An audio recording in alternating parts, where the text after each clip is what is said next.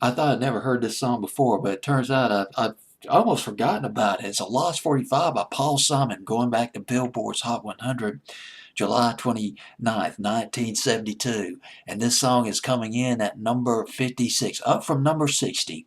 Paul Simon with Duncan from his album Paul Simon. That album which yielded the monster hit Mother and Child Reunion. That was in the winter and spring of 72. And there was Me and Julio down by the schoolyard. That was in the spring of 72. And now we have Duncan in the summer of 1972. Another brilliant storytelling record by Paul Simon, one of the all-time genius lyricists. This record, though, was not a very big hit for Paul Simon.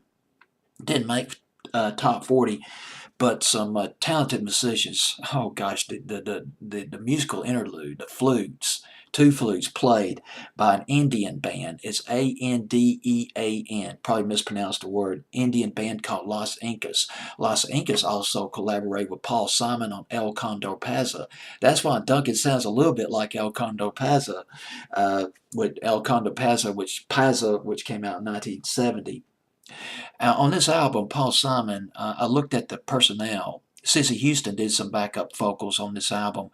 Also, Hal Blaine played drums on a couple of cuts of that album. Hal Blaine, a legendary session drummer, a part of the Wrecking Crew back in Los Angeles back in the 60s and the 70s too a little bit.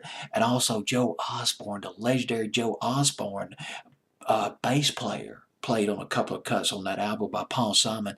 Joe Osborne, he was one of Ricky Nelson's backup musicians back in the early 60s, along with James Burton. He played on Traveling Man by Ricky Nelson, and later moved to Los Angeles in 1964, and he was, oh my goodness, this guy was an on-call bass musician, bass player, playing on sessions by the Grassroots, the Associations. He played on Aquarius, Let the Sun Shine In, or whatever, by the Fifth Dimension. He played on that.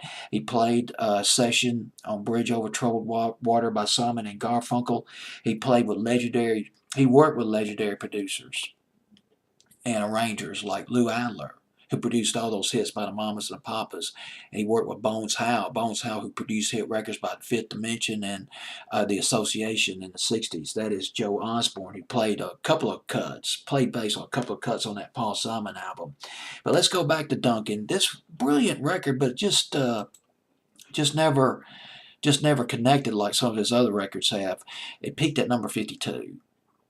It was on Billboard's Hot 100 for 7 weeks. But there it is, my friend. It's Duncan by Paul Simon, nestled in on Billboard's Hot 100 of July 29th, 1972.